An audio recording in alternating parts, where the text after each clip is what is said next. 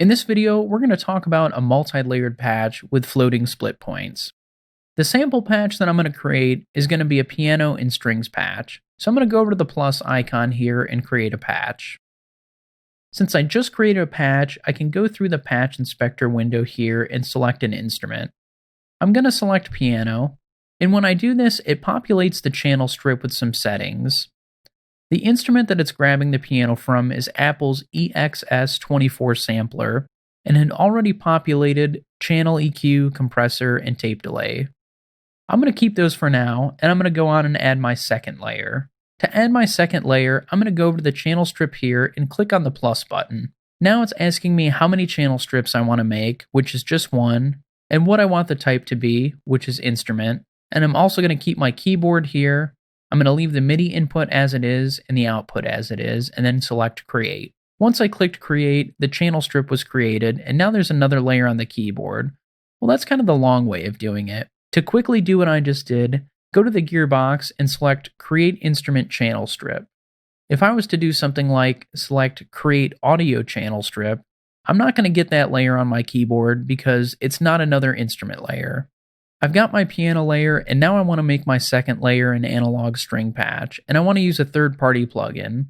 I'm going to click where it says Instrument, and then I'm going to scroll down to Audio Units Instruments, and select Novation, V-Station, Stereo. Now V-Station is populated there, and if I click on the center, it'll bring up the main plugin window, and I can select my patch. You can see I have a pretty basic icon down here for this channel strip, because MainStage doesn't really know what sound I selected since it's a third-party plugin. So I'm going to help it out by going back over to the attributes and selecting an icon. Alright, so let's hear that patch real quick. So the string patch is too loud, so I'm going to adjust those levels here. How about if I wanted two string sounds on this piano patch, and I wanted the second pad to be in a lower octave? Well, there's a few ways we can do that. Since I want to use V-Synth for my other string pad, I'm just going to copy this channel strip and paste.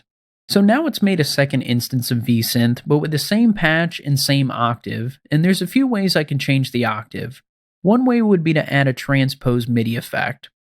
I can do that by going over to MIDI effects and selecting transposer. Then I could click on the transposer icon to bring up the plugin window, and then I can transpose this down 12 steps. So there's another way we can do that, and I'm going to remove the MIDI effect here. So I can disable it by clicking this power button, and that'll bypass it. Or I can click these arrows right here and select no plugin. In most instances, it makes more sense to configure the transpose using the channel strip inspector. So check this out. I have my channel strip selected, and now I'm going to go over to the MIDI input tab. This is where we can set specific MIDI configurations for this channel. I can filter out any of these MIDI messages here, so if I didn't want one of these layers to, say, bend pitch or sustain, I could filter those out here. So now I'm going to go over here where it says transpose, I'm going to bring this down an entire octave. If I select another channel strip, that disappears. Well, that's because this channel strip is now the one that's in focus, and I can go back to my other channel strip, and you can see that it shows the appropriate octave. Let's move on and create a patch with a split. I'm going to delete these two layers. So now I'm back to just my piano patch, and I'm going to create another channel strip here, and I'm going to choose Instrument. And then I'm going to go over to where it says Bass, and then I'm going to choose Upright Bass for my second layer. So at first, both the bass and piano patch are covering the entire range of the keyboard, which we don't want. So let's create split points. So I want to select the range of my bass first. So I'm going to go to the channel strip that has the bass.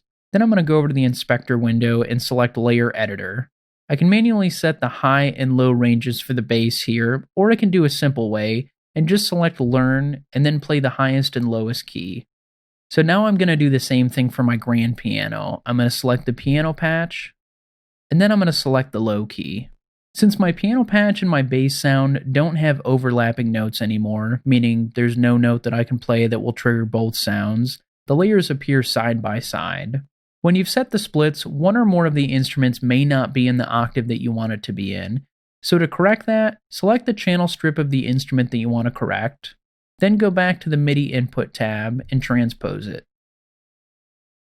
When we create splits, we're sometimes wishing that, in some instances, we had a few more notes of range out of the sounds during the split. Maybe not in the entire song, but if you're playing something like a walking bass line, sometimes you might want to get up to those higher notes without sacrificing the lower range of your keyboard. Well, that's where floating split points come in handy.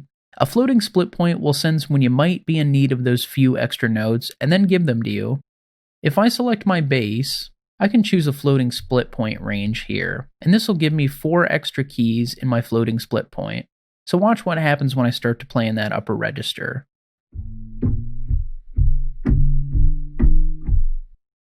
It sensed that I might need those few extra notes and then gave them to me. So I showed you how to create split points the manual way, but there's an even easier way to do it. Rather than manually enter the split points in, I could drag them from the edges of the screen and reposition them to create my layer. It's also the same with floating split points. If I enable at least one note for the floating split point, I get this translucent bar, and I can also stretch and compress that as I want.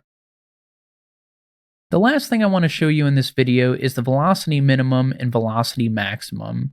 If I set this velocity minimum to say 50, the layer won't sound until I've played a value at least as hard as 50. If I set the velocity maximum to 50, then it will filter out any notes that have a velocity over 50. Well, we did all this hard work creating patches, and I may want to save them and use them in another concert. To do that, go up to this gearbox and then select Save as Patch, and then I can rename it and select the destination. But by default, it'll save this in the User Patches area. So if I select Export and then go over to User Patches, you can see I have it available here. So that wraps up this patch creation part 3 video. Thanks so much for watching.